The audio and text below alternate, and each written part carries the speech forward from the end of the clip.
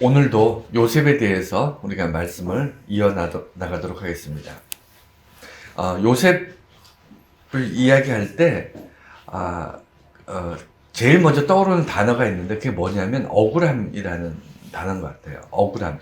요셉이 어떤 죄를 짓거나 잘못을 했을 때 죄의 대가, 잘못의 대가를 지불하는 인생이었다면 우리는 억울하다는 표현을 안 썼을 것 같은데, 요셉만큼 정직하고 반듯하게 살려고 했지만 그럼에도 불구하고 주변의 어떤 환경이나 이런 것 때문에 정말 억울하고 기구한 인생을 살았던, 그렇지만 나중에 이제 다시 회복되는 그런 과정이 있지만, 그래도 한 번 사는 인생에서 정말 가장 꽃 피워야 될 꽃다운 나이에 그 모진 고생을 했던 그런 사건들을 봅니다.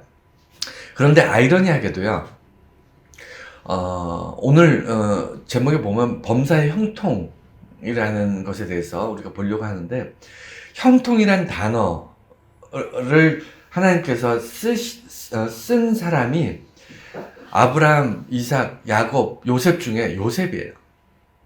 형통이란 단어를, 원래 형통이란 단어가 성경에서 그렇게 많이 안 나옵니다. 형통, 범사에 형통하다, 만사에 형통하다. 우리 그런 말 많이 쓰는데, 우리가 쓰는 말에 비해서 성경에는 기록이 그렇게 많지 않습니다. 특히 신약에는 형통이라는 단어가 없어요. 우리가 예수 그리스도를 믿는 그리스도인들이잖아요. 그러니까 예수를 믿는 우리들에게 예수님께서 신약 성경 안에서 형통이란 말을 사용하지 않습니다. 왜 그럴까요? 예수님이 오신 것이 형통이에요.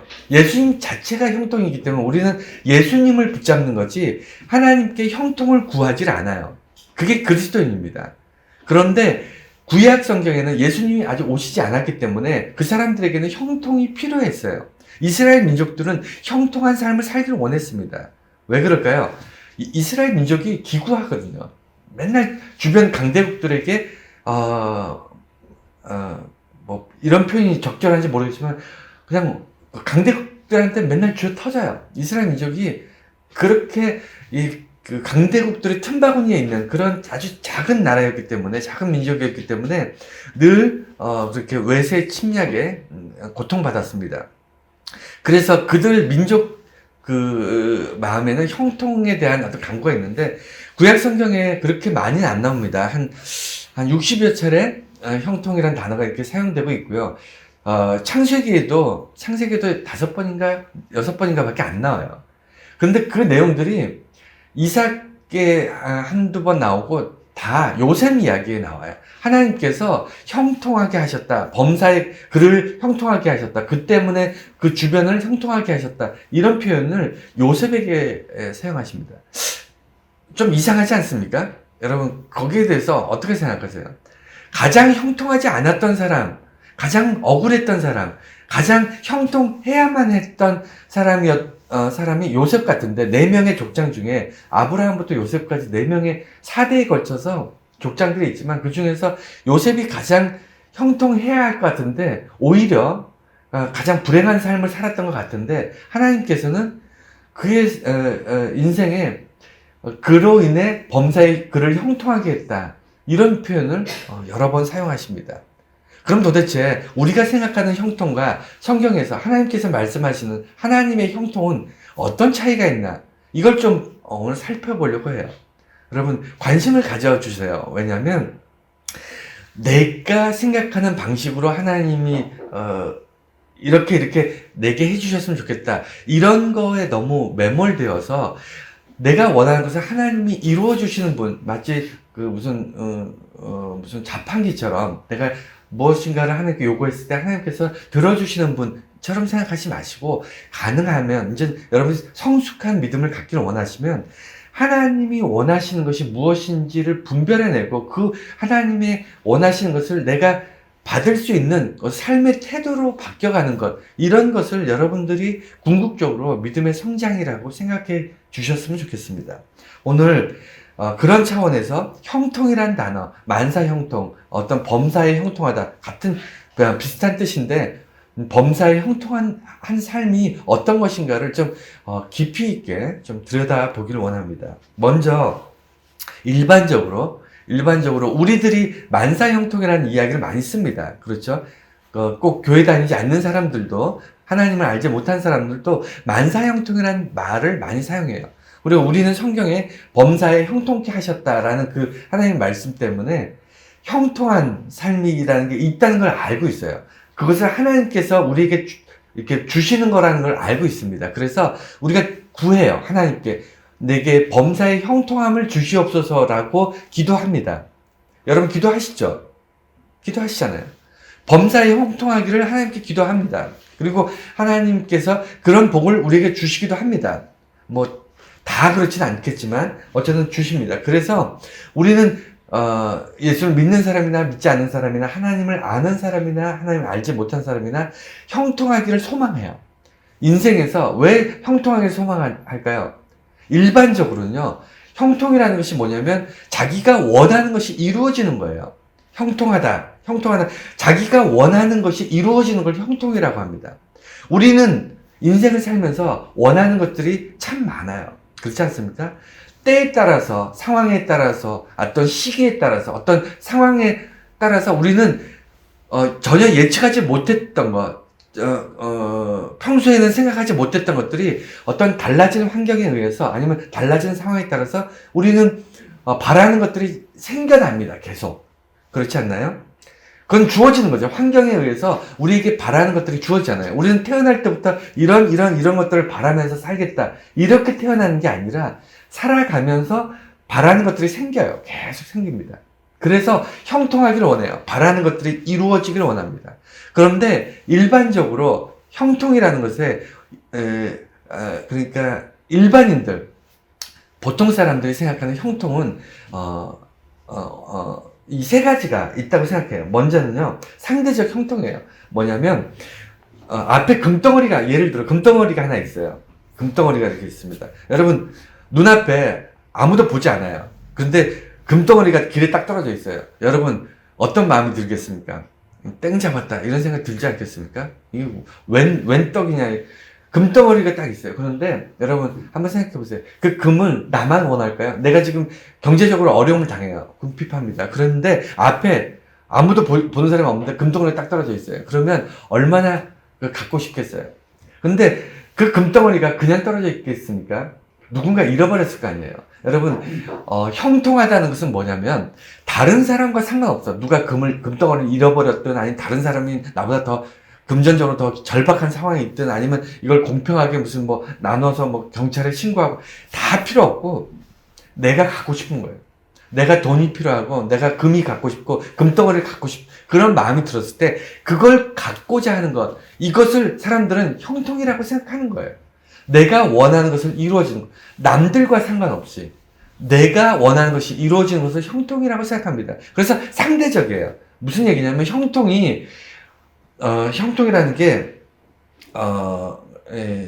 그러니까 뭐라 그럴까요? 나도 원하는 것과 다른 사람이 원하는 것이 충돌할 수 있잖아요. 그렇지 않습니까? 내가 원하는 것과 저 사람이 원하는 것이 충돌할 수 있는데, 내가 그것을 얻어야 돼요. 그래야 형통한 인생이라고 생각해요. 그렇지 않나요? 여러분, 객관적으로 저 사람이 이것을 갖는 것이, 그것이 옳은 일이야. 그것이 뭐 공정해. 그렇기 때문에 내가 갖는 것보다 저 사람이 금덩어리를 갖는 것이 그것이 옳은 일이고 그것이 형통한 것이야 라고 여러분 혹시 생각하시나요? 저는 그렇게 생각하는 사람 한 사람도 못 봤어요.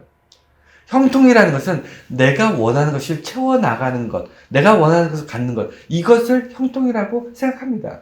그건 일반적인 거라는 거예요. 일반적으로. 저와 여러분도 다르지 않아요. 저와 여러분도 무엇인가 우리 인생에 결핍이 있기 때문에 결핍을 채워가는 것, 이것을 형통이라고 생각합니다. 아까 방금 말씀드린 것처럼 대단히 중요한 건데, 형통은요, 정의로운 것, 옳은 것, 바른 것을 추구하는 게 아니에요. 그러니까, 형통한 삶을 살면 이 세상이 아름다워질까요? 아니라니까요.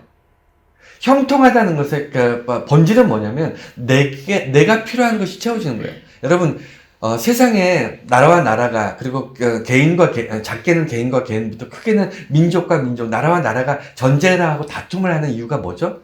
옳은 일을 위해서, 정의롭기 위해서, 아니면 바른 길을 가기 위해서? 아니죠. 그거 아닙니다. 각자 저마다의 욕심이랄까, 저마다의 필요를 서로 채우기 위해서 서로 다투는 거 아닙니까? 아무도 양보하지 않으니까 싸우는 거고 전쟁을 하는 거잖아요. 지금 세계는 지금 전쟁 중입니다. 우리 주변에서 이런 눈으로 보지 않는다는 거지, 지금 전 세계에서는 참 심각한 전쟁이 계속 일어나고 있잖아요. 왜 일어나죠? 저마다 자기들이 원하는 것을 갖기 위해서.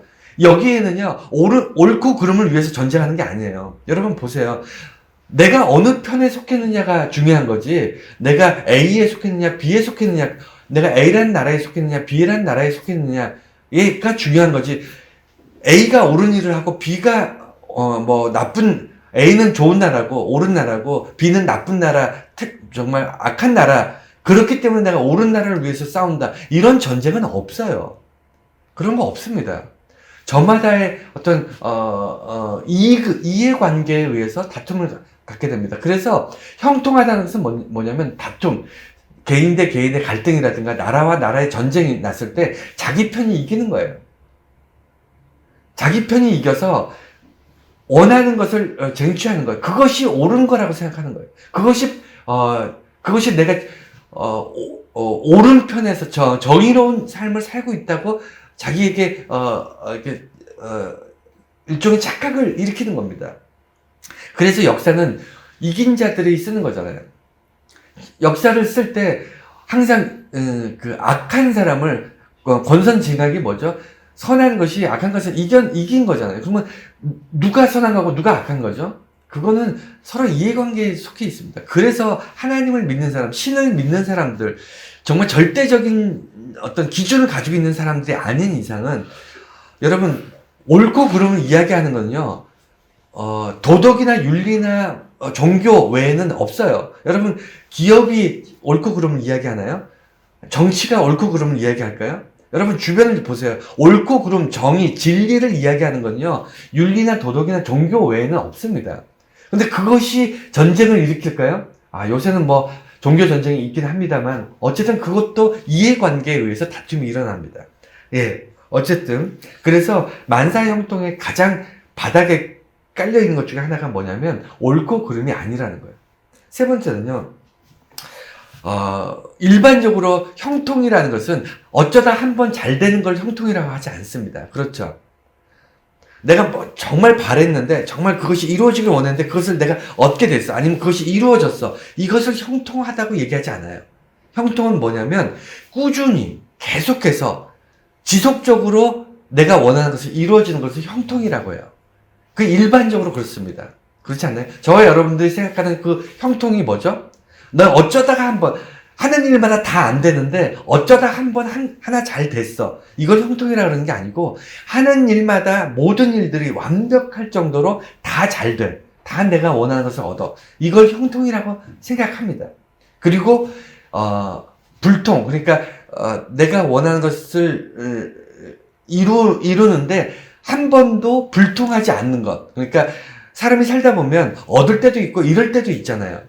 무엇인가를 성공할 때도 있고 실패할 때도 있지 않습니까? 그게 인생인데, 우리가 일반적으로 생각하는 형통은 뭐냐면, 실패하지 않는 걸 형통이라고 생각해요. 그러니까 불통되지 않는, 단 한 번도 불통하지 않고 지속적으로 하는 모든 일들이 다 성공하는 것, 이것을 형통이라고 생각합니다.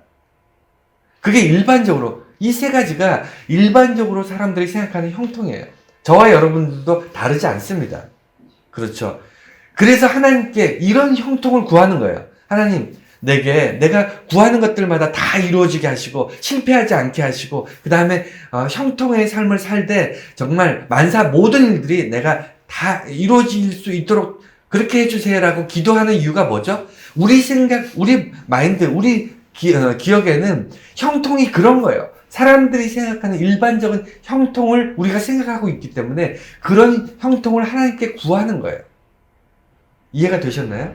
그런데 오늘 보면 요셉에게 하나님께서 범사에 형통하게 하셨다, 이 말씀을 하시는 하나님의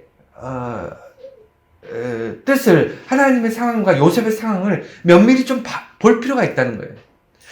최소한 우리가 형통을 꿈꾸는 거는 그건 당연할 수 있어요. 그렇지 않습니까? 우리가 모두 모든 일이 실패하길 바라는 사람이 누가 있어요?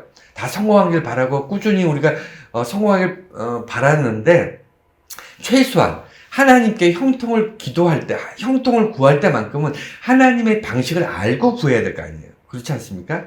내가 원하는 거 하나님께 구하는 게 아니라 하나님이 우리에게 베푸시는 형통이 뭔지는 최소한 알고 구해야 될 거 아니에요. 그래서 오늘 범사의 형통에 대해서 보고자 하는 거예요. 그 말씀이 가장 직접적으로, 가장 아주 처절하게, 가장 정확하게 하나님께서 말씀하신 인물이 요셉이라는 거예요. 요셉. 근데 그 언제 얘기하셨냐면 형제들에 의해서 죽을 뻔했다가 팔려나가고, 그래서 이방 땅에 노예로 팔려간 그 상황에 하나님께서 내가 범사에 너를 형통하게 하겠다, 형통의 복을 준다, 이렇게 얘기하시죠. 보디발 장군, 자기가 팔려간 그 집에 보디발 장군의 아내가 유혹하는 것을 뿌리쳤다는 이유만으로 억울하게 감옥에 갑니다. 젊은 나이에, 정말 한참 꽃필 청년기에, 정말 누가 뭐라도 가장 정말 인생의 꽃다운 나이에 감옥에, 여러분 지하 감옥 이런 데는, 감옥이 현대나 이렇게 정말 인권이 중요시되는 이 현대나 감옥 생활이 사람 살만하지, 지금도 현대에도 뭐 이렇게 중진국이나 후진국이나 이런 데 감옥은요, 사람이 살 데가 아닌데 비참합니다. 근데 그나마도 오래전, 수천 년 전에 지하 감옥에서 산다는 거는요, 그건 정말 인간이 견딜 수 있는 상황이 아니에요. 꽃다운 나이에 그곳에 정말 억울하게, 그것도 자기가 죄를 지어서 들어간 것도 아니고 억울하게 들어간 요셉에게 하나님께서 범사에 형통하게 하셨대요. 이게 말이 안 되지, 말이 안 되잖아요. 여러분, 그게 상식적으로 이해가 되십니까? 그런데 하나님의 방식을 여러분 아셔야 돼요. 자, 그래서 하나님의 형통을 우리가 들어가기 전에, 요셉이 왜 보디발의 부인으로부터 도망가는, 오늘 본문 말씀에 왜 그런 일이 있었는지 좀 들여다볼게요. 왜냐하면 요셉이라는 사람을 이해하는데 굉장히 중요한 단초가 되기 때문이에요. 요셉을 알아야 우리가 하나님께서 범사에 형통하게 하는 사람이 어떤 사람인가를 알 수 있을 거 아니에요. 그래서 요셉을 볼 때, 요셉이 보디발, 이제 팔려간 형들이 상인들에게 요셉을 팔고, 상인들이 다시 애굽에 와서 다시 팔아요. 그럼 누구한테 파냐면 장군의 집에 파는데, 보디발이라는 장군의 집에 파는데, 그 집에 보디발의 아내가 유혹했을 때 이걸 이제 도망가는 그런 사건이 오늘 성경 본문인데, 오늘 세 가지 좀 볼게요. 첫 번째는요, 요셉이 바보가 아니에요. 요셉이 그렇게 멍청하지 않습니다. 무슨 얘기냐면, 지금 이 상황, 이 긴박한 상황, 좀 억울하지만, 보디발의 아내가 유혹할 때마다 도망다니다가 이제는 딱 붙잡혔어요. 이제 상황을 다 만들어놨어. 주변에 아무도 없게 만들고 다, 보는 사람 없게 다 한 상태에서 보디발의 아내가 요셉을 유혹하는 그 장면 딱 도착했을 때, 요셉 입장에서, 요셉이 지금 내가 이걸 뿌리치고 도망가면 이 보디발의 아내가 어떻게 나한테 보복할지 요셉이 몰랐을까요? 이게 그냥 넘어갈 일입니까? 여러분 생각해 보세요. 부인이 유혹하려고 지금 모든 것을 다 작정하고 딱 유혹을 하는데, 이것을 뿌리치고 도망가면 그 부인이 가만히 있었을까요? 그리고 이게 그냥 덮어질 그냥 그런 일이었을까요? 그러면 이것을 그 부인이 이제 보디발 장군에게 하든 아니 누구에게 하든 이렇게 보복을, 자기에게 앙심을 품고 보복을 하면 자기가 어떤 처벌을 받게 될지를 요셉이 과연 몰랐을까요? 그 바보입니까, 그건? 요셉이 멍청해요? 아니잖아요. 똑똑한 사람입니다. 똑똑해요. 요셉 똑똑합니다. 그런 요셉이 이 상황 파악이 안 되는 것이 아니었을 텐데, 그러면 여러분, 이런 경우에는 보통은요, 죄와 타협하게 돼 있어요. 자기가 더 위험해질 수 있기 때문에 덜 위험한, 비록 옳지 않은 일인지 알면서도, 여러분 다 그렇지 않나요? 아주 악한 죄를 짓는 사람들이 그 죄를 선과 악 중에 선택하는 게 아니고, 나쁜 죄와 더 나쁜 죄 중에서 더 나쁜 죄를 짓지 않기 위해서 죄를 짓는 경우도 종종 왕왕 있지 않습니까? 우리는 그렇게 해서 죄를 타협하는 경우가 많이 있는데 요셉은 타협하지 않아요. 도망가는 순간 자기는 어떻게 될지 빤히 알면서 도망을 갑니다. 그게 요셉이었어요. 왜 그랬을까요?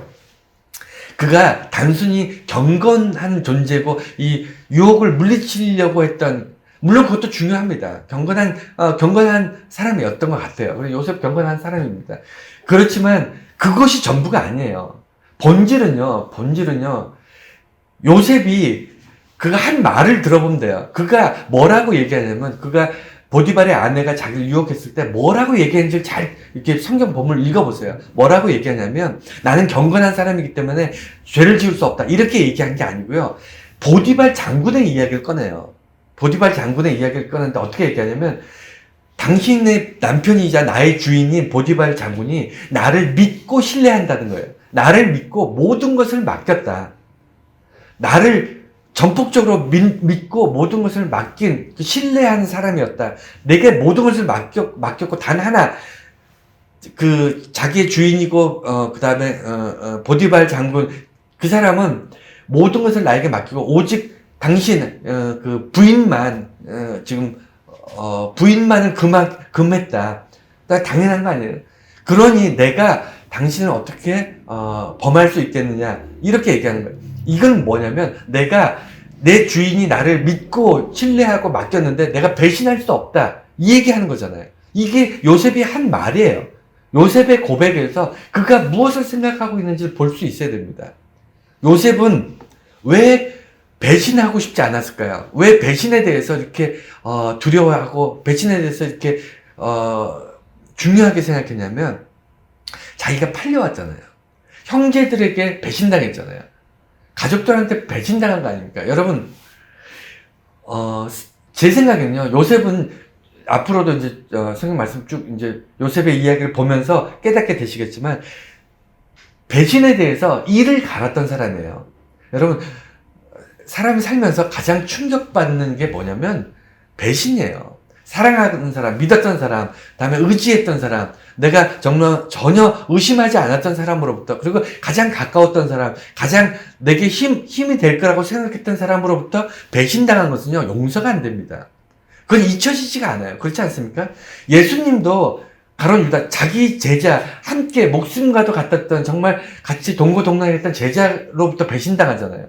여러분, 배신은요, 용서가 안 돼요. 그랬는데, 요셉은 형제로부터, 그것도 피를 나눈 형제로부터 배신당하지 않습니까? 그래서 정말 이가 갈렸을 거고요. 뼈에 사무쳤을 거라고. 그러니까 어떻게 해서 난 당한 것에 대해서, 다시, 자기는 배신하고 싶지 않았던 거예요. 그게 굉장히 중요한 이유였습니다. 나는 보디발 장군을 배신하지 않겠다는 거예요. 그래서 도망간 겁니다. 그리고요, 보디발이, 아무리 무섭더라고 해도, 여러분, 아무리 보디발 장군이 자기 그러니까, 생명을 좌지우지할 수 있는 그런 주인이고, 그런 장군이고, 자기는 한낱 노예에 불과한 존재라 할지라도, 요셉은요, 궁극적으로 두려워해야 할 존재가 누구인지 아는 거예요. 여러분, 살면서, 정말 두려운 사람이 있다는 것은요, 큰 복이에요. 두려운 사람이 없으면요, 흔히 우리가 뭐 드라마나 영화나 이런 데서 보면 무서운 게 없는 사람들이 있잖아요. 부모로부터 뭐 큰 재산이나 재물을 물려받았다거나, 어쨌든 주변으로부터 아쉬울 것 없고 두려울 것 없는 사람들이, 그런 사람들이 큰 사고 치지 않습니까? 잃을 것이 없거나, 어쨌든 주변에 보면요, 가진 자들, 잃을 것이 많은 사람들은 경거망동하지 않습니다. 그런데 하여간, 그래서 보디발 장군이 두려운 것도 있겠지만, 궁극적으로 요셉은요, 자기가 죽고 사는 것보다 더 큰 것이 두려운 게 있었어요. 그게 그리스도인들이 무서운 이유입니다. 그리스도인들이 무서운 이유는요, 세상 사람들은 생명이 가장 소중한 거예요. 그렇지 않습니까? 목숨보다 더 소중한 건 세상에 없어요. 그게 일반적인 세상의 사람들의 가치인데, 그리스도인들은요, 목숨보다 더 소중한 것이 있다는 거예요.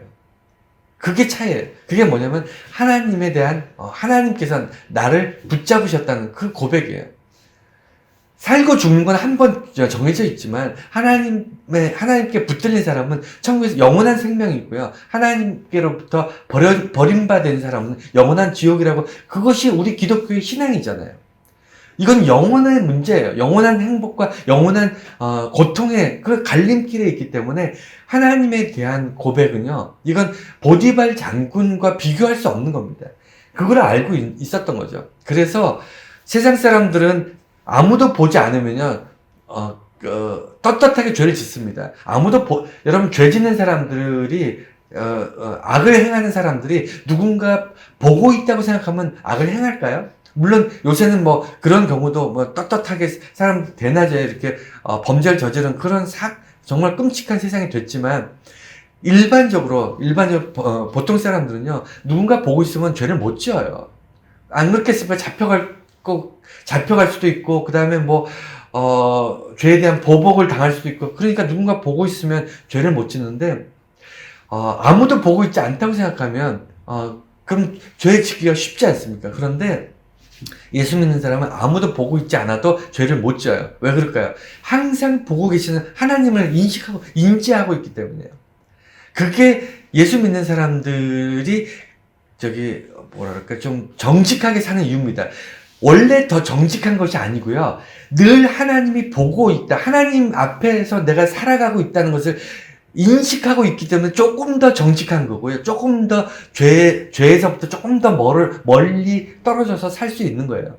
다른 사람들보다 더 깨끗한 존재이기 때문이 아니에요. 하나님을 인식하고 있기 때문에 조금 더 정직하고 조금 더 착하게, 조금 더 성실하게 살아갈 수 있는 겁니다. 약간의 차이인 거죠. 그리고 보디발이 요셉을 감옥에 보낸 이유는요, 결론적인 이야기일 수 있겠지만 두 가지입니다. 뭐냐면, 요셉의 항변이 먹히지 않아요. 두 가지 다. 그러니까, 이렇게 하나 저렇게 하나 어차피 요셉은 용서받지 못해요. 보디발에게 용서받지 못합니다. 예를 들어, 정말 아내의 말처럼 요셉이 아내를 탐해서 이런 죄악을 범했다. 이게 진실이라고 하면 당연히 요셉은 죽은 목숨이나 마찬가지죠. 살 수가 없죠. 보디발한테 죽어도 할 말이 없는 거죠. 감옥에 가는 게 당연한 거죠. 그렇고 또 하나는 뭐냐면, 요셉이 억울함을 당했을지라도, 억울하게 모함을 당했을지라도 상대가 누구냐면 보디발의 아내잖아요. 그럼 뭐냐면, 이미 보디발의 자기 부인이 요셉을 유혹하려고 했다는 그 자체만 가지고도 이미 아내를 잃은 거예요. 요셉한테 아내를 잃은 겁니다. 요셉이 잘못한 게 없어도 자기 아내를 잃은 거잖아요. 자기 아내를 빼앗긴 거랑 똑같은 거예요. 그럼 결과는 똑같습니다. 그렇지 않나요? 보디발 입장에서는 아내가 잘못했든 요셉이 잘못했든 어차피 요셉을 살려둘 수 없는 거예요. 여러분, 인생이 그렇다니까요. 때로는요, 선한 것과 악한 것이 있어서 선택하라 그러면 얼마나 쉽습니까? 인생은 더 선한 것과 덜 선한 것 중에 선택하고, 덜 악한 것과 더 악한 것, 악한 것과 그것보다 더 악한 것, 이 중에 선택하라. 이럴 때 우리 괴로운 거 아닌가요? 보디발 장군의 선택도 그런 거였어요. 요셉이 감옥에 간 이유도, 요셉의 삶이 팔려가고 죽을 뻔하고 형들한테 배신당하고 그 다음에 보디발 장군에게 가고 감옥 가고, 이 모든 게 뭐죠? 선과 악의 선택이 아니잖아요.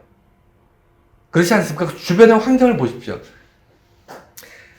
자, 그러면 하나님이 주시는 범사의 형통, 이제 이게 오늘 핵심인데, 오늘 말씀의 핵심인데, 그러면 요셉의 성품이나 요셉의 상황을 봤을 때 그가 왜 하나님의 범사의 형통의 복을 누리고 있는가, 그것이 하나님이 말씀하신 범사의 형통은 무엇인가, 이걸 알아야 되죠. 먼저 우리가 상식적으로 볼 때 보디발의 집에 하나님께서 노예로 팔려갔는데 하나님께서 보디발 집을 풍성하게 하세요. 복을 주세요. 그리고 범사에 형통하게 하셨다, 이렇게 얘기합니다. 여러분, 우리가 상식적으로 이렇게 보면요, 요셉에게 형통의 복을 주시려면 요셉이 정말 억울하게 팔려가고 종이 되었지만 그가 종으로 있던 신분에서 자유인으로 석방돼서 요셉이 부유해지고 권력을 갖고 요셉이 잘 되고 성공하고 이게 형통한 것 아닐까요? 우리가 생각하는 상식으로 볼 때. 근데 하나님은요, 요셉은 노예인 채로 그냥 가만히 놔두고 요셉의 집안, 그것도 보디발, 애굽의 장군 집안을 축복을 하시는 거예요. 복을 주셔서 재물이 풍성해지고 하는 모든 일들이 잘 돼요. 왜? 요셉이 모든 것을 관찰하니까. 비록 노예지만 그가 자유인이 아니어서 자기 소유가 하나도 없잖아요. 노예는 주인의 것이 소유지 않습니까? 자기 것이 하나도 없음에도 불구하고 보디발 장군의 집이 엄청난 부자가 되는 거예요. 왜 그랬죠? 하나님께서 요셉에게 만사 형통의 복을 주셨는데 그 복이 보디발 장군의 집으로 흘러가는 거예요. 그러니까 우리가 생각하는 방식하고 다르죠. 두 번째는 뭐냐면 어떤 일이 있었냐면 보디발 장군 집에서 이제 오늘 본문처럼 아내가 유혹하는 그 유혹을 뿌리친 그것으로 인해서 억울한 누명을 쓰고 감옥으로 갑니다. 여러분, 감옥에 가서도 하나님께서 만사 형통하게 하셨대요. 그래서 간수장에게 신임을 얻어서 그 감옥에 있는 모든 재반 어떤 행정을 다 총괄로 맡아서 하고 간수장은 아무것도 손대지 않았대요.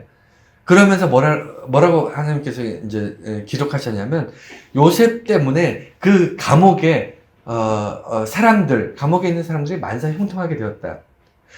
정말 이해가 되지 않지 않습니까, 여러분? 어떻게 그게 만사 형통이죠?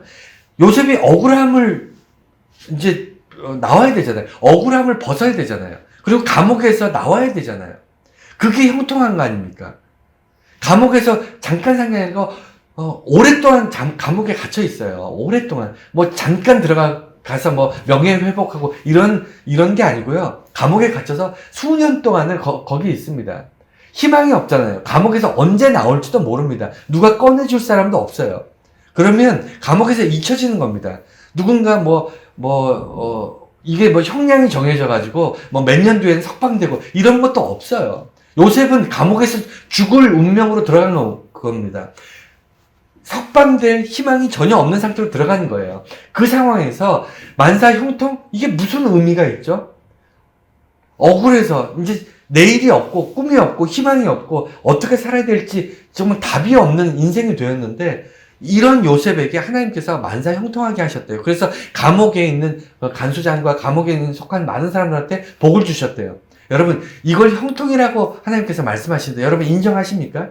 이것이 정말 여러분들에게는 형통으로 보이시나요? 우리가 생각하는 형통과 하나님의 형통이 분명히 달라요. 너무너무 다릅니다. 그렇지 않습니까? 제가 만약에 요셉이라면 엄청나게 불평불만했을 것 같아요. 하나님, 이게 무슨 형통입니까? 내가 보디발 장군의 집에 가고 싶어 갔습니까?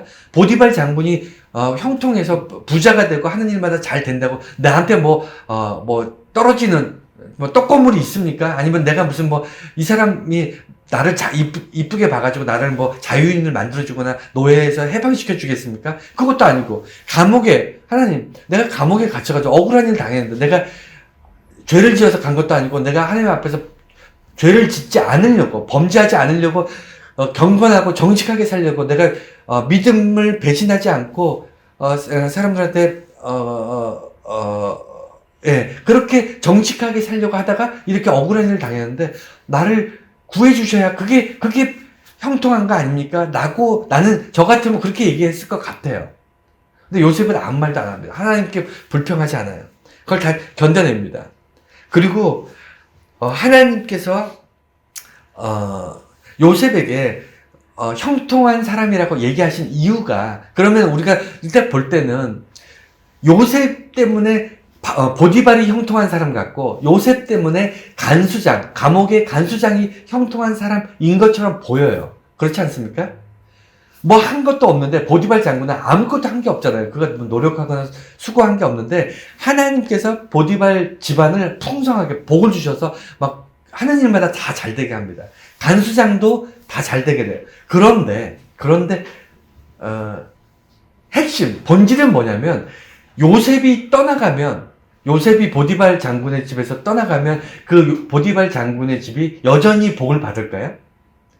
간수장, 감옥에 있는 요셉이 풀려나서 왕궁으로 이제 넘어가게 되는데, 그러고 나면 그 간수장이 여전히 복을 받을까요? 어떻게 생각하십니까? 아니에요. 여러분, 왜 만사 형통한 사람이다, 하나님께서 형통한 사람이다라고 얘기하셨냐면, 왜 요셉이 형통한 사람이었냐면, 요셉, 이렇게 쭉 성경을 쭉 보십시오. 요셉이 머무는 곳마다 다 잘 돼요. 그러니까 아버지 집에 있을 때부터 그 요셉 때문에 복을 받고요. 그 다음에 보디발도 요셉이 머문 동안 복을 받고, 감옥도 복을 받고, 요셉이 왕궁으로 가잖아요. 왕궁으로 건너갔을 때 심지어는 애굽 왕족들도, 애굽의 그 왕도 복을 받아요. 바로 왕도 요셉 때문에 하나님으로부터 복을 받습니다. 그러니까 무슨 얘기냐면, 요셉이 머무는 곳마다 주변이 다 복을 받고, 그 사람이 옮겨가면 복이 끊어져요. 그래서 하나님께서 요셉을 복 있는 사람이라고 얘기하시는 겁니다. 이해가 되셨나요? 그러니까 형통하려고 하는 사람을 하나님 찾는 게 아니에요. 우리는 다 형통하려고 하잖아요. 보디발 장군 집에 온 요셉처럼 살고 싶은 게 아니고요. 요셉이 와서 보디발 장군이 부유해지고 만사 형통하고 모든 것이 잘 되는 보디발 장군처럼 살고 싶은 게 우리들 욕심 아닌가요? 그러니까 형통의 복을 직접적으로 누리고 싶어 하는 거지, 형통한 사람으로 하나님께서 요셉처럼 우리를 사용하신다면 요셉이 되고 싶으신 건가요? 보디발 장군이 되고 싶으신 건가요?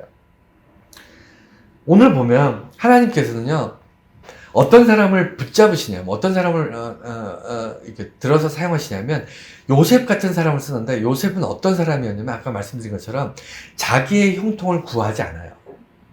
형통은요, 절대로 자기가 구해서 오는 게 아니에요.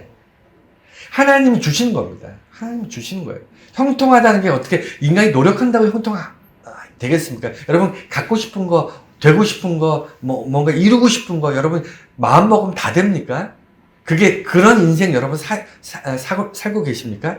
그런 인생 사는 사람 아무도 없습니다. 억만장자도요, 자기 뜻대로 안 되는 게 어마어마하게 많습니다. 인간은 그런 존재예요. 인간은 자기 뜻대로 자기 인생을 설계해서 살아갈 수 없습니다. 형통할 수 있는 존재가 아니에요. 인생 자체가 형통하지 않아요. 비록 다른 사람이 갖지 못한 많은 것을 가졌을지라도 그것을 인해서 할 수 있는 게 극히 제한되어 있습니다. 그럼에도 불구하고 형통하게 살아가는 건요, 하나님께서 내게 부으시는 축복이기 때문에 그게 가능합니다. 그러면 왜 형통한 사람들 하나님께서 부르시는가? 이것이 이제 핵심인데, 하나님은 그럼 그 형통해야 될 요셉에게 형통을 붙지 않고 그 주변 사람들에게 형통함을 주시는 이유가 뭘까? 왜 하나님께서는 정말 하나님이 사랑하시는 그 사람, 하나님께서 택하신 그 사람에게 복을 주는 게 아니고 그 사람을 통해서 그 주변에 복을 주는 이유가 뭘까? 그래서 여러분 아셔야 돼요. 그게 하나님의 방법입니다. 여러분, 이스라엘이 왜 하나님께서 택한 백성이 되는지 아십니까? 이스라엘이, 여러분 성경 좀 읽어보세요. 맨날 강대국으로부터 공격당하고, 맨날 전쟁하고, 맨날 이렇게 얻어 터지고, 바벨론이 강해지면 이집트로 전쟁하러 내려오면서 이집트를 밟고 지나가고, 이집트가 커지면 또 바벨론 쪽으로 전쟁하러 올라가면서 중간에 길목에 있는 이스라엘 맨날 밟고 올라가고, 그러니까 중간에 끼어가 길목에 있어서 이스라엘은 맨날 강대국에게 터지면서 살거든요. 수없이 정말 전쟁을 해야 되는데, 왜 이렇게 보잘것없는 민족을 하나님께서 하나님의 나라를, 하나님의 백성을 만드셨냐면, 이스라엘 민족이 대제사장의 민족인 거예요. 제사장 민족인 겁니다. 그 이스라엘 민족 때문에 주변이 복을 받는 거예요. 이스라엘이 복 받는 게 아니고. 물론 이스라엘도 복을 누립니다. 가장 큰 복은 뭐죠? 이스라엘 통해서 예수 그리스도가 이 땅에 오셨잖아요. 그러니까 이스라엘이 받은 가장 큰 복은요, 하나님의 일을 이스라엘을 통해서 이루시는 거였고요. 직접 우리가 꿈꾸는, 우리가 추구하는, 우리가 정말 받고 싶어하는 복은 이스라엘 주변에 이렇게 퍼지는 거예요. 그러니까 축복의 통로가 되는 거죠. 요셉이 왜 하나님의 만사 형통의 복을 받냐면, 그가 축복의 통로이기 때문이에요. 이스라엘이 왜 하나님의 축복의 민족이냐면 이스라엘 민족 주변으로 이스라엘 때문에 많은 축복이 흘러가는 겁니다. 인류 역사에 이스라엘 민족을 하나님께서 택하지 않으셨으면 온 인류가 죄악으로 무너져요. 죄악으로 심판받아야 정상인데 하나님께서 이스라엘 때문에 심판하지 않으시는 거잖아요. 오늘날 예수 그리스도를 통해서 새로 전 세계 그리스도인들, 예수를 구주로 믿는 사람들이 전 세계에 퍼졌잖아요. 이 사람들 때문에 세상이 멸망하지 않는다고 저는 생각합니다. 개인적으로 저는 거기에 대한 믿음이 흔들리지 않아요. 세상은요, 정치를 잘해서 뭐 보존되거나 세상이 발달하고 기술이 발달하고 아니면 도덕적으로 아니면 무슨 과학이 발달해서 세상이 망하지 않는 것이 아니라 저는 세상은요 인간의 탐욕과 이런 것들은 충분히 수없이 벌써 수없이 망했을 텐데 하나님께서 하나님의 백성들 그들 때문에 참고 기다리신다고 저는 생각해요. 여러분도 아마 그러실 거예요. 그게 그리스도인들의 믿음입니다. 요셉 때문에 주변이 복을 받는 것은 하나님께서 만사 형통의 복을 요셉에게 부으셨기 때문이에요. 만사 형통의 복을 요셉에게 부으셨는데 그 형통, 하느님마다 잘 되는 것이 요셉이 아니라 요셉 주변이었던 거죠. 그게 하나님의 방법입니다. 예수님께서는 십자가를 지셨어요. 왜 십자가를 지셨죠? 왜 그 고통을 받으셨죠? 예수님이 형통하실 것 같으면 십자가를 지실 이유가 없죠. 예수님이 말 한마디면 세상이 다 바뀔 수 있는데, 다 뒤집어질 수 있고, 내가 구하는 것들을 예수님의 이름으로 구했을 때 다 이루어질 수 있는데 왜 굳이 십자가를 지셨죠? 예수님을 통하여 주변 사람들에게 복이 흘러가게 하시려고 하나님께서 형통의 복을 예수님께 주시는 거예요. 예수님을 통해서 세상에 형통의 복을 예수의 이름으로 기도하잖아요. 그래서 우리가 결론입니다. 요셉을 통해서 형통에 대해서 반드시 아셔야 돼요. 구약 성경에 형통이라는 단어가 많이 안 나옵니다. 그 중에서 이 창세기에 한 4-5번 나오는데 그게 다 요셉에게만 나와요. 요셉에게만 형통의 얘기를 합니다. 가장 불쌍하고 가장 억울하고 가장 고통받았던 그 족장이었던 요셉, 그의 삶을 평가할 때 우리들의 눈에는 참 불쌍하고 억울했겠다 이렇게 평가하지만 하나님 눈에는 그가 세상을 형통하게 할 만한 그릇이었어요. 그릇. 여러분, 내가 형통의 태도로 산다고, 형통의 복을 받을 만한 어떤 태도와 어떤 그런 자격을 가진 그런 존재로 산다고 해서 하나님께서 내게 반드시 형통한 복을 주실까요? 그건 아니에요. 내게 복을 주시는 건 하나님 뜻이에요. 내가 구한다고 반드시 받게 되는 건 절대 아닙니다. 그럼에도 불구하고 하나님께서 내게 형통의 복을 주시는 건 하나님 뜻이지만 형통의 복을 주실 때 내가 형통의 복을 받을 만한 자세와 태도가 되었느냐는 굉장히 중요하다는 거예요.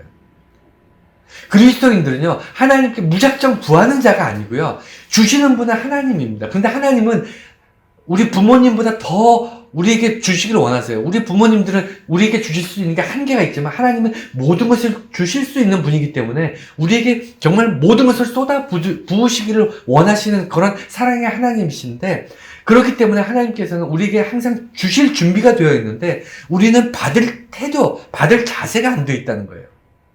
요셉이 축복의 통로가 되었고 요셉이 만사형통, 정말 범사에 형통한 복을 받을 수 있었던 건요, 자세가 되어 있었어요. 태도가, 복을 받을 태도가 되어 있었다는 거예요. 그러니까 하나님께서 주실 수 있었고 받을 수 있었습니다. 거듭 다시 한번 말씀드리지만 태도가 되어 있고 준비가 되어 있다고 하나님이 주시는 건 절대 아니에요. 그것이 먼저가 아니고요, 주시는 것은 하나님, 그게 먼저입니다.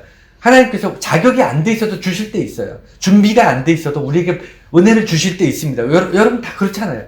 구원의 복을 우리가 구원받을 존재가 되어서 구원받으신 거 아니잖아요. 우리는 준비가 되어 있지 않아도 주실 수 있어요. 하지만 하나님께서 축복의 통로로 사용하시거나 아니면 하나님께 특별히 형통의 복을 주시고 이런 사람들은요, 태도가 되어 있어요. 자세가 되어 있어야 돼요. 그래야 받았을 때 그것을 100분 활용할 수 있다고 저는 생각합니다. 그게 요셉이었는데 요셉은 그럼 뭐가 달랐느냐? 첫 번째는요, 두 가지가 요셉의 태도가 되어 있었는데, 첫 번째는 하나님을 원망하지 않았다는 거예요. 이게 대단히 중요합니다. 예수 믿는 사람들한테 굉장히 중요한 건 뭐냐면 원망하는 삶, 불평하는 삶, 내가 뭔가 그 원인을 찾아서 원인과 결과로 인생을 보는 사람들, 이런 사람들한테는요, 이 태도가 안 돼 있어요. 내가 어려운 일을 당해요. 내가 억울한 일을 당해요. 내가 감옥에 갇혔어. 내가 죄를 짓지 않았는데, 너 정직하게 살았는데, 내가 성실하게 살았는데, 다른, 정말, 엉망으로 살았던 사람, 죄가 찌들어 있는 사람들은 잘 되는 것 같고, 나같이 정직하고 정말 하나님 앞에 성실하고 정말 경건하게 살았던 사람은 폭삭 망하는 것 같고, 이런 인생들이 분명히 우리 눈앞에 있지 않습니까? 여러분 있잖아요. 그런 인생 우리 경험했지 않습니까? 그때 여러분 불평하시거나 정말 하나님께서 왜 이렇게 불공평하시지? 왜 내게 이런 억울한 일을 당하게 하시지? 왜 이렇게 정말 말도 안 되는 일들이 발생하지? 라고 불평불만하는 그런 사람들은 태도가 되지 않았다는 거예요. 이게 잘못이라는 게 아니라 그럴 수 있어요. 인간이니까 이해할 수 없고 억울한 일 당하고 아픔이 있으면요 화나죠. 그게 정상 아닙니까? 정상이지만 거기에 대해서 하나님께, 원인이 하나님께 있다. 결과는 내가 고통받고 슬퍼하고 실패하고 좌절했는데 이 결과의 원인이 하나님께 있다. 그래서 하나님께 원망하고, 하나님 왜 이렇게 내 인생에 이렇게 하셨습니까? 라고 이야기하는 그 사람은 태도, 자세가 안 되어 있다는 겁니다. 요셉은 그렇게 살지 않았어요. 쭉 보세요. 요셉이 하나님께 단 한마디도 불평하거나 원망하거나, 이 원망 충분히 할 만해요. 그렇지 않습니까? 요셉은 원망할 만합니다. 근데 원망하지 않아요. 이게 태도예요. 주시는 분은, 복을 주시는 건 하나님이지만 받을 자세가 됐냐? 우리는 원망의 삶을 사는 그런 사람, 특별히 하나님께, 원인이 하나님께 있다는 꼭 생각하고 그 원인을 쫓아서 하나님께 불평하는 그런 인생을 사는 사람은요, 받을 자격이 없는 사람에게 하나님 복을 주시기도 하지만, 혹 받게 되더라도 그 자격이 안 되면 흘러가지 않아요. 축복의 통로가 되지 않습니다. 주변으로 요셉처럼 막 차고 넘치게 흘러가질 않아요. 근데 요셉 같은 사람은요, 거듭 말씀드리지만 이 사람이 있는 동안에는 이 사람이 얼마나 복덩어리인지 모른다니까요. 주변에 이 사람이 떠나봐야 알아요. 이 사람 때문에 내가 이유 없이 하나님께 복 받았구나 하는 걸 그 사람이 없어야 압니다. 그게 축복의 사람의 모습에, 축복의 통로는요, 있을 때 몰라요. 없어지고 나니까 너무너무 아쉽고, 그때서야 후회하면서 내가 있을 때 잘할 걸, 그 사람 내 옆에 있을 때 정말 큰 복을 누렸구나 하는 걸 알게 되는 겁니다. 그 두 번째는요, 환경을 원망하잖아요. 요새 보면 억울한 일 초상이잖아요. 그런데 자기의 환경, 주어진 환경을 원망하거나 이것을 바꾸려고 하지 않아요. 물론 바꾸려고 합니다. 바꾸려고 하는데 그게 어떻게 바꾸냐면, 여러분, 하나님, 내가 억울한 일을 당했습니다. 예를 들어 이제 보디발 아내의 유혹을 받. 그러면 일반적으로 똑똑한 사람은 딜을 할 수 있어요. 어떻게 하냐면, 보디발 장군한테 그 장군이 됐든 아니면 이 사람한테, 내가 당신 노예로 왔지만 그래도 나를 통해서 잘 이렇게 집안이 부유하게 됐으니까 내가 어느 정도 당신에게 이렇게 봉사를 하면 나를 어느 정도 기간이 지나면 자유인으로 풀어달라라고 딜을 하거나 거래를 하거나, 아니면 보디발의 부인에게 내가 당신에게 당신이 원하는 것을 들어줄 테니까 나를 자유인이 되게끔 해달라든가, 뭔가 세상적인 방식으로, 아니면 뭔가 이렇게 뭐라 그러죠? 이런 자기의 어떤 기회를 붙잡아서 자기가 원하는 것을, 자기가 얻고자 하는 것을 해나갈 수 있어요. 그렇지 않나요? 환경을 바꾸려고 할 수 있었습니다. 감옥에 갇혔어도, 감옥에서도 나름대로 그가 자유를 얻으려고 했던 어떤 방법들, 이런 것들을 그가 다 가지고 있었지만, 그럼에도 불구하고 그가 하나님 앞에서 이 길을 가게 할 때, 내가 정말 내가 원하는 것, 내가 석방되고 자유인으로 살고, 그 다음에 다시 명예가 회복되고 부유함을 누리고 이 땅에서 잘 먹고 잘 살고, 이게 우리 모두가 바라는 그런 행복이라면, 이것을 쫓아가기보다는 요셉은요, 기다릴 줄 알았던 거예요. 하나님께서 내게 뜻이 있으시다. 하나님께서 내게 꿈을 주셨는데 그 꿈이 반드시 이루어질 것을 내가 볼 것이다. 내가 살아있는 한 하나님께서 내게 주신 꿈을 내가 이루어지는 것을 볼 것이다. 이런 어떤 어떤 믿음과 거기에 따른 어떤 인내와 이런 자세들이 되어 있었던 겁니다. 이렇게 되려면요, 환경에 휘둘리면 안 돼요.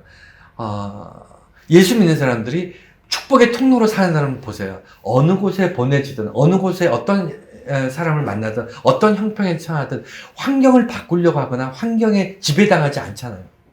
그 환경 안에서 그냥 최선을 다합니다. 하나님께서 이곳에 보낸 이유, 그리고 이곳에서 내가 해야 될 이유, 이곳에서 내가 맡아서 감당해야 될 어떤 사명과 사역, 이것이 요셉이 가지고 있었던 그런 어떤 태도였어요. 여러분, 우리가 오늘 말씀을 통해서 요셉을 통해서 배우고자 하는 건 이런 거였던 것 같아요. 왜냐하면 나머지 하나님께서 축복하시고 하나님께서 형통케 하시고 이 모든 건 하나님이 결정하실 거예요. 우리가 하나님께 요구해서 이루어지는 것이 아니고 하나님이 결정하실 건데, 우리가 할 수 있는 것은 이거예요. 요셉처럼 사는 겁니다. 요셉의 성품으로 살면요, 어떻게 되냐면 우리 주변에 있는 사람들이 우리 때문에, 나 때문에 축복을 받는 거예요. 그 형통하게 된다니까요. 그런데 재밌는 걸 말씀드릴게요. 재밌는 게 뭐냐면, 그러면 좀 억울하지 않습니까? 나도 힘든데, 나도 억울한 일을 당하는데, 나는 그럼 언제 형통해지고, 나는 언제 축복을 받고, 언제 좀 살만해지는 건가요? 항상 나는 이렇게 힘들고 어려운 삶을 살아야 됩니까? 그것이 축복의 통로의 삶일까요? 라고 저에게 물으신다면, 저는 이렇게 얘기합니다. 여러분, 축복의 삶, 형통의 축복을 누리는, 만사 형통의 축복을 누리는 사람 두 사람이 모이면요. 두 사람이 모이면 어떻게 되죠? 두 사람이 모이면 서로 축복하게 되잖아요. 그래서 교회는 모이는 곳이에요. 혼자 신앙생활 하는 게 아닙니다. 교회에서 모여서 서로 축복해주기 위해서 모이는 거예요. 제발 혼자 집에서 이렇게 신앙생활 잘할 수 있다고 그렇게 착각하지 마세요. 하나님이 왜 모여서 예배드리고 함께 교제하고 서로 섬기를 왜 일부러 이렇게 만드셨는지, 그거 이유가 다 있기 때문에 하는 겁니다. 오늘날 교회 안에서 요셉 같은 저와 여러분들이 되시길 바라고요. 그래서 만사형통을 정말 선포하면서 사세요. 내 주변은 나로 인해 하나님께서 복 주실 거야 라고 이게 선포하면서 사십시오. 분명히 여러분 느끼지 않나요? 여러분 주변에 여러분 때문에 정말 큰 무탈하고 정말 행복하고 크게 부유하거나 크게 성공하지 않더라도 하나님이 참 내 주변에 있는 사람 한 사람 참 축복하는 거 여러분 보이시지 않나요? 저는 보면서 살아요. 여러분 분명히 보이실 겁니다. 여러분이 떠나고 나면요, 여러분이 빈 자리가 분명히 커요. 여러분이 떠난 그 자리는 클 겁니다. 왜냐하면 여러분이 하나님과 동행하기 때문이에요. 하나님이 여러분을 통해서 주변을 축복하기 때문입니다. 여러분이 그런 복된 인생을 저와 여러분들이 그렇게 살아가시기를 축원합니다.